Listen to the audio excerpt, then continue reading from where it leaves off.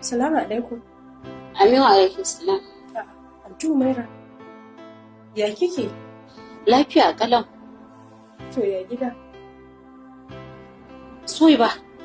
Ana kika samu wannan layin nawa? Wallahi to kin san inda na samu lambar nan? A wurin amaryaye na samu.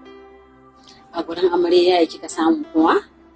Sai cewa take wai ina kiranta, ina ce mata yaye ba shi da lafiya, waye musu ya dawo, ƙananan maganganu in gaya miki shi kuma ya yadda. Ki yi haƙuri, kin ga ban kira ki ba, gaba ɗaya na yi busy ne, ki san na ta shirye-shiryen buɗe shaguna, ina ta neman inda zan kama shago.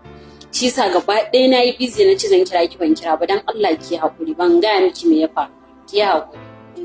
To shikenan, na ce wai wanda irin maganganu kika gaya mata ne?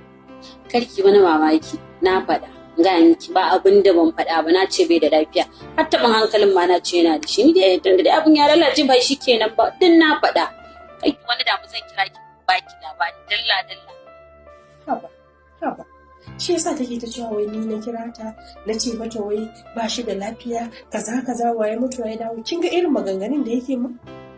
Amma dai ina son wannan magana ta tsaya a tsakanin mu, dan Allah mu san yanda zamu binne maganar nan, ba na son ya ji zancen nan. Kin san in ya ji zancen nan kuma sai mun samu matsala. To shikenan ba komai.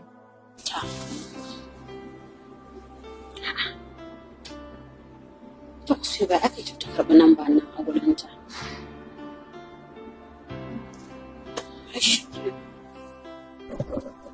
Yanzu kuma da ce take kiran wannan yarinya take cewa ke ce kuma take cewa wai ina da taɓin hankali. To gashi dai gaskiya ta yi halinta. Ni na san ban taɓa kiranta ba, ban ma san da me nan ta ya fara ba.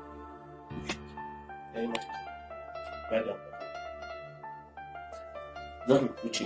A'a, ga ruwa kuma na ɗora maka abinci? A'a, ba ya yi ka kwantar da hankali. Akan wannan magana? Bashi. Na san abin da zan je. Na fa ɗaura girki. Bashi da Allah.